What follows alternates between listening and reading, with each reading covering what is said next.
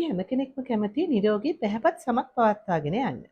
ඉතින් මේ සඳහා අපි එදිනදා ජීවිතයේ සමට සිදු කරන සත්කාර එහෙම නැත්නම් ස්කින් කෙයාර් රූටින් ගැන තමයි අපි අද වීඩියෝ එකෙන් කතා කරන්න බලාපොරොත්තු වෙන්නේ.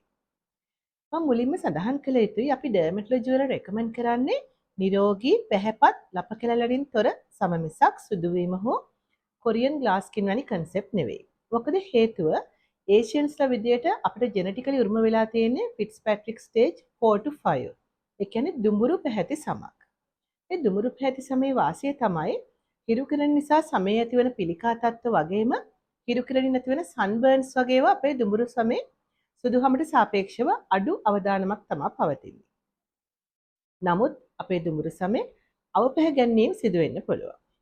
වර්තමානයේ බොහෝ දෙනා මේ සුදු වෙන්න භාවිත කරන වැරදි ක්‍රීම් ආලේපන වලට යොමු වීම නිසා හැම පිළිකා වගේම වෙනත් සංකුලතා ඇති වෙලා අපි හැම රෝග සායන වල බොහොමයක් රෝගීන් දකිනවා. ඒ නිසා තමයි මම අද ස්කින් කෙයාර් රූටින් එක ගැන කතා කරන්න ඕනේ කියලා හිතුවේ.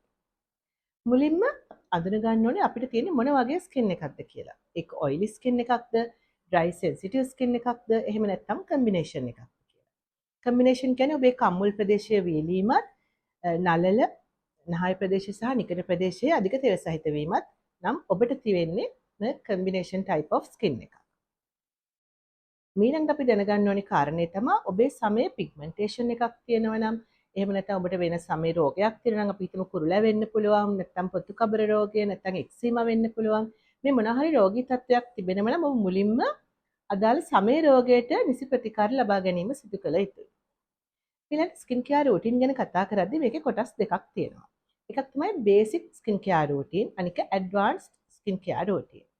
බේසික් ස්කින් කෙයාර් රූටින් එකේදී ස්පෙෂල් කන්සර්න්ස් නැහැ. සාමාන්‍යයෙන් සම පිරිසිදුව තබා ගැනීම, සම නිරෝගී භාවය පවත්වා ගැනීමට අපිට කළ හැකි සත්කාර.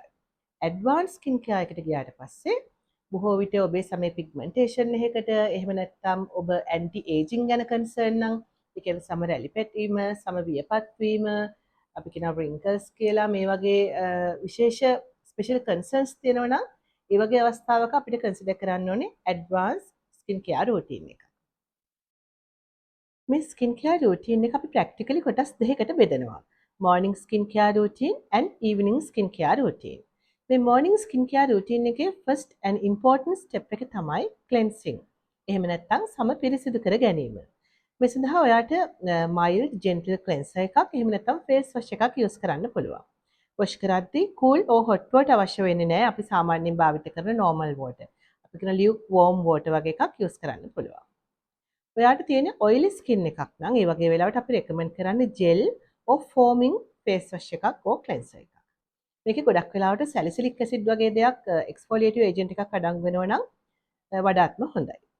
ඔයාට තියෙන ඩ්‍රයි ස්කින් එකක් නම් අපි ගොඩක් වෙලාවට හයිඩ්‍රේටිං ඒජන්ට්ස් කන්ටේන් වෙන fragrance free non foaming face wash එකක් හරි cleanser එකක් හරි තමයි රෙකමන්ඩ් කරන්නේ. ඔයාට තියෙන කම්බිනේෂන් ස්කින් එකක් නම් ඒ වෙලාවට අපි ජෙල් ෆෝම් cleanser එකක් රෙකමන්ඩ් කරනවා.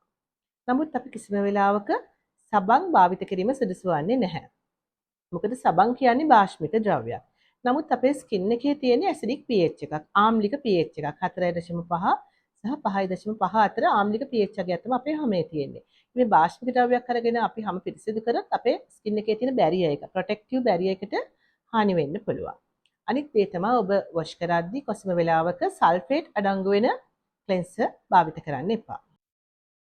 අපිට ස්කින් එක ක්ලෙන්ස් කරගන්න එක්ස්ෆෝලියේටිව් ඒජන්ට්ස් ඒ කියන්නේ සැලිසිලික් ඇසිඩ් එහෙම නැත්නම් ග්ලයිකොලික් ඇසිඩ් වගේ තියෙන එක්ස්ෆෝලියේටිව් ඒජන්ට්ස් අඩංගු ක්ලෙන්සර්ස් යූස් කරන්න පුළුවන්. මේවා ඔයිලි ස්කින් එකට යූස් කරන්න පුළුවන් වුණත් සමහර ලාවට ඩ්‍රයි ස්කින් එකට යූස් කරද්දී ස්කින් එක ඉරිටේට් වෙන්න සමහරට හැමේ දැවිල්ල ගතියක් වගේ ඇති වෙන්න පුළුවන්. මේකට හේතුව අපි එක්ස්ෆෝලියේෂන් එකේදී බේසිකලි හැම මත පිට තියෙන මැරුණු සෛල ඉවත් කිරීමක් තමයි සිදු කරන්නේ. හරි. ඊළඟ ස්ටෙප් එක දෙවෙනි ස්ටෙප් එක තමයි මොයිස්චරයිසේෂන්. එහෙම නැත්නම් සමේ තෙතමනය රඳවා ගැනීම. අපි කලින් කතා කරා ස්කින් එකේ බැරියර් එක ගැන. බැරියර් එක කියන්නේ අපේ ස්කින් එකේ හැම ඇතුළත තියෙන තෙතමනය රඳවා ගන්නත් පිටතින් ඇලර්ජන්ස් නැත්නම් මයික්‍රෝබ්ස් අපේ හැම පෙනිට්‍රේට් කරන්නත් අවොයිඩ් කරන අපිට තියෙන ප්‍රොටෙක්ටිව් බැරියර් එක. ඉතින් මේ බැරියර් එකේ ප්‍රධාන වශයෙන්ම සෙරමයිඩ්ස් කාණ්ඩයේ සංඝටක තමයි තියෙන්නේ. මේ බැරියර් එක හරියට ෆන්ක්ෂන් වෙන්න නම් ස්කින් එකේ මොයිස්චරයිසේෂන් එක තියාගන්න එක ගොඩක් වැදගත්. ඔයාලට තියෙන ඔයිලි ස්කින් එකක් නම් ඒ වගේ වෙලාවට අපි non comedogenic. ඒ කියන්නේ oily skin එක කුරුලා ඇතිීමේ වැඩි අවදානමක් තියෙන නිසා සිදුරු බ්ලොක් නොවෙන. ඒ කියන්නේ non comedogenic fragrance free. ඊළඟට non greasy. ඒ කියන්නේ තෙල් ගතිය අඩු මොයිස්චරයිසේෂන් ක්‍රීම් එකක් තමයි අපි යූස් කරන්න ඕනේ. මේකෙදි අපිට සෙරමයිඩ්ස් නැත්නම් නියසිනමයිඩ් වගේ දෙයක් අඩංගු වෙන මොයිස්චරයිසර්ස් යූස් කරන්න පුළුවන්. ඔයාලට තියෙන ඩ්‍රයි ස්කින් එකක් නම් ඒ වගේ වෙලාවට අපි හයිඩ්‍රේටිං ඒජන්ට්ස් ඒ කියන්නේ වැඩිපුර බැරි එකේ ෆන්ක්ෂන් එකට වැදගත් වෙන සෙරමයිඩ්ස් අඩංගු වෙන දෙයක් වෙන්න පුළුවන් නැත්නම් සම ඇතුළත වැඩිපුර ජලය රැඳව ගන්න හයලුරොනික් ඇසිඩ් වගේ දෙයක් අඩංගු වෙන නැත්නම් ස්කින් එක බූස්ට් කරන ග්ලිසරීන් වගේ දෙයක් අඩංගු වෙන දෙයක් වෙන්න පුළුවන් නැත්නම් නියසිනමයිඩ් මේ වගේ ස්කින් එකේ මොයිස්චරයිසේෂන් එක රඳව ගන්න සංඝටකයක් අඩංගු වෙන මොයිස්චරයිසර් එකක් යූස් කරන්න පුළුවන්. ඔයාලට තියෙන කම්බිනේෂන් ස්කින් එකක් නම් ගොඩක් වෙලාවට අපි ජෙල් or lotions තමයි රෙකමන්ඩ් කරන්නේ.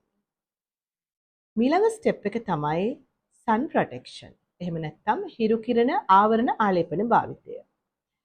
අපේ සමකාශිත රටක් නිසා අපිට හිරු කිරණ වලින් වැඩි බලපෑමක් ඇති වෙනවා.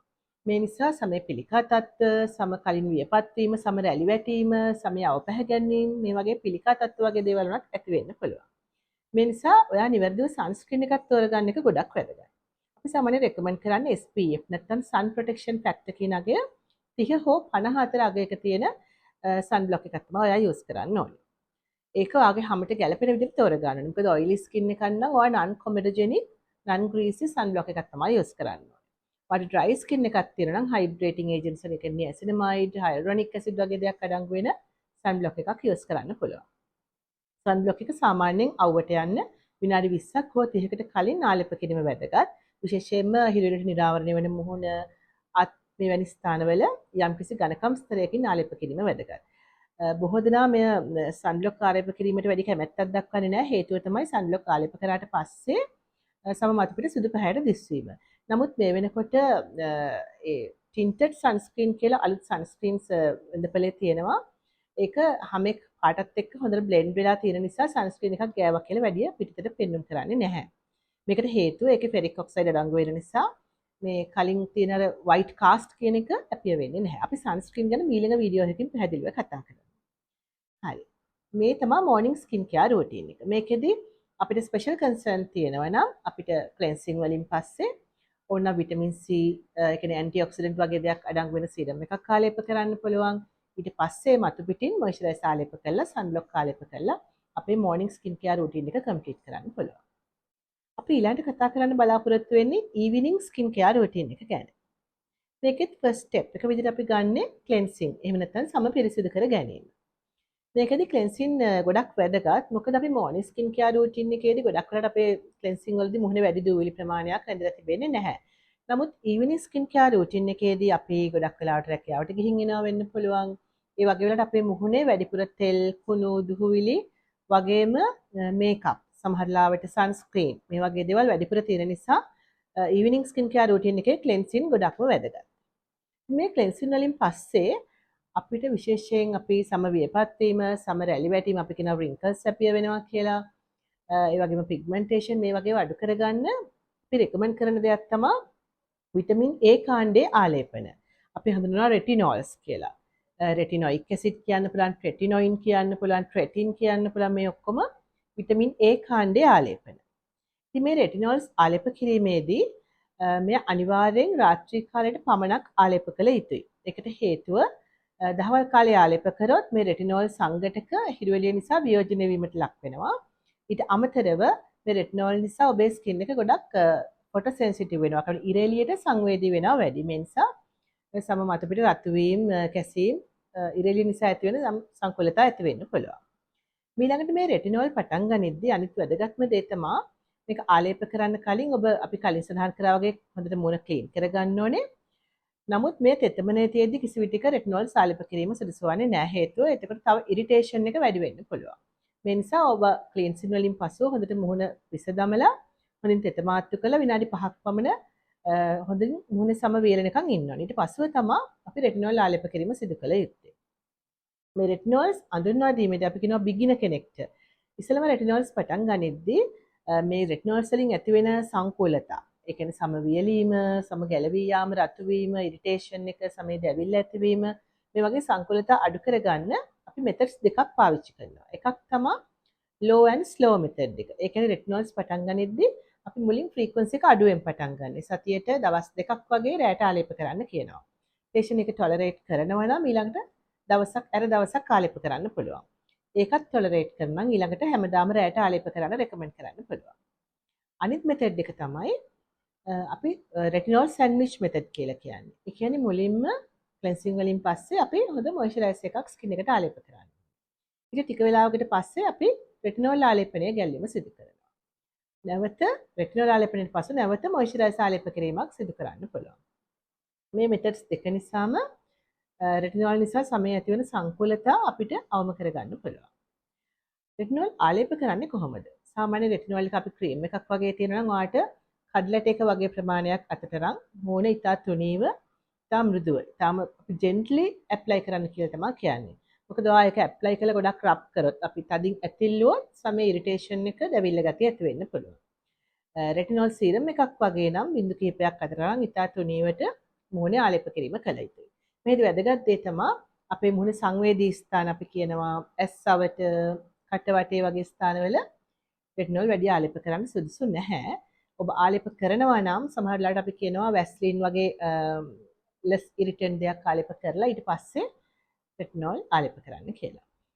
මේ retinol ගොඩක් වෙලාවට ගර්භණී මව්වරුන්ට එහෙම නැත්නම් ගැබ් ගන්න බලාපොරොත්තු වෙමින් ඉන්න කාන්තාවන්ට ආලේප කිරීම සුදුසු වන්නේ නැහැ. අනික් වැදගත් දේ තමයි මේ retinol පාවිච්චි කරද්දී ඔයා cleansing වලට ගොඩක් exfoliative agents use කරන්න හොඳ නැහැ. අපි කියනවා salicylic or glycolic වගේ deep exfoliation agents use කරොත් ඔබට skin එකේ irritation එක වැඩිපුර ඇති වෙන්න පුළුවන්. අනිත් දේ තමයි ඔබ රැට retinol එකක් පාවිච්චි කරනවා නම් day time එකට අපි කියන්නේ උදේ වරුවට SPF වගේ 30 හෝ 50 දෙන අපි කලින් සඳහන් කරා වගේ හොඳ sunblock එකක් use කරන්න ඕනේ. මේ retinol වලට අමතරව ඔබට රාත්‍රී සත්කාරයේ විදිහට ඔබේ හැමේ අධික ලෙස pigmentation එක තියෙන කෙනෙක් නම් ඒ වගේ වෙලාවට අපිට niacinamide එහෙම නැත්නම් alpha butene නැත්නම් kojic acid එහෙම නැත්නම් vitamin C serum මේ වගේ ඕනෑම ආකාරයේ serum එකක් ඇතැම් විට වෛද්‍ය නිර්දේශය අනුව ආලේප කිරීම සිදු කරන්න පුළුවන්. එවැනි අවස්ථාවක cleansing වලින් පසුව අදාළ serum එක ආලේප කරලා ඔබට සාමාන්‍ය විදියට නිින්දට යන්න පුළුවන්. නමුත් ඔබ එවැනි depigmenting agents පාවිච්චි කරනවා නම් ඔබට day time එකට sunblock එකක් පාවිච්චි කිරීම ඉතාම වැදගත්. serum එකක් කියන්නේ ගොඩක් වෙලාවට liquid form එකක්. අනිත් වැදගත් දේ තමයි මේ සීරම් එකක් සමට උරා ගැනීමේ හැකියාව ක්‍රීම් එකකට වඩා වැඩි. අනිත් දේ තමයි මේ සීරම් එකක පොඩි පරිමාවක් තුළ අදාළ සංඝටකේ වැඩි ප්‍රමාණයක් අඩංගු වෙනවා. මේ නිසා සීරම් එකක් ක්‍රීම් එකකට වඩා වැඩිපුර ඉෆෙක්ටිව් කිව්වොත් නිවැරදියි. ඉතින් මේ සඳහන් කළ ආලේප වලට අමතරව මම මේ තාක් සඳහන් කරේ ඔබට සම නිරෝගීව තියාගන්න බාහිරින් කළ හැකි ආලේප මොනවාද කියලා. මේ වගේම ඔබේ අභ්‍යන්තරයේ පෝෂණය කායික මානසික නිරෝගීතාවය මේ හැමදේම ඔබේ සමේ නිරෝගීතාවයට බලපාන්න පුළුවන්. ඒ නිසා ඔබ දිනකට අවශ්‍ය ප්‍රමාණයේ ජලය පානය කිරීම, ඒ කියන්නේ සාමාන්‍ය වැඩිහිටි පුද්ගලයෙක් නම් ලීටර් 2ක් හෝ 2.5ක ප්‍රමාණයක් ජලය පානය කරන්න ඕනේ. ඒ වගේම ඔබ අවශ්‍ය ප්‍රමාණයේ නිින්දක් ලබා ගත යුතුයි. පැය 6ක් 8ක් අතර ප්‍රමාණයේ අවශ්‍ය නිින්දක් ලබා ගැනීම වැදගත්. මීට අමතරව ඔබ දිනකට සාමාන්‍යයෙන් අපි කියනවා exercises. ඒ කියන්නේ සතියේ දින 3ක්වත් දිනකට විනාඩි 30 වගේ ප්‍රමාණය අවශ්‍ය ප්‍රමාණයේ එක්සර්සයිසස් ලබා ගැනීම, ඒ වගේම අපේ මානසික ආතතිය අඩු කරගන්න අපි භාවනා කරන්න පුළුවන්, නැත්නම් යෝගා එක්සර්සයිසස් කරන්න පුළුවන්. ඒ වගේම වැදගත්ම දේ තමයි ඔබේ ආහාර රටාව. ඔබ ගොඩක් සීනි අධික ආහාර ගන්න කෙනෙක් නම් මේ නිසාත් ඔබේ සමේ තන්තු බිඳ වැටීමක්, විශේෂයෙන් කොලජන්, ඉලාස්ටින් වගේ අපේ සමේ වියපත් වීම වළක්වන සමට වැදගත් වෙන තන්තු බිඳ වැටීමක් සිදු වෙන්න පුළුවන්.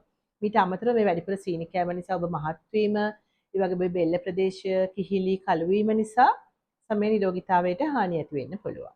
මේ නිසා කලින් සඳහන් කර බාහිර ආලේපන වගේම ඔබේ අභ්‍යන්තර පෝෂණය සහ නිරෝගී භාවය පවත්වා ගැනීමත් ඉතාම වැදගත්. ඊට අමතරව ආහාර ලබා ගැනීමේදී විටමින් C බහුල කහ පැහැති, තැඹිලි පාට මේ වගේ ආහාර, තන්තු බහුල ආහාර ලබා ගැනීමත් ගොඩක් වැදගත්.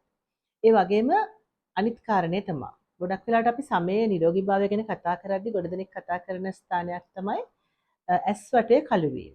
ඉතින් මේ සඳහා අපි කලින් සඳහන් කර ප්‍රමාණවත් නිින්ද ලබා ගැනීම, ජලය පානය කිරීම වගේම අපි කලින් කතා කරපු ආලේපන, විශේෂයෙන් හයලුරොනික් ඇසිඩ් අඩංගු වෙන ද්‍රව්‍ය, ඊට අමතරව නියසිනමයිඩ්, විටමින් C සීරම් මේ වගේ දේවල් නිසා ඔබේ ඇස් වටේ කළු වීම අවම කරගන්න පුළුවන්.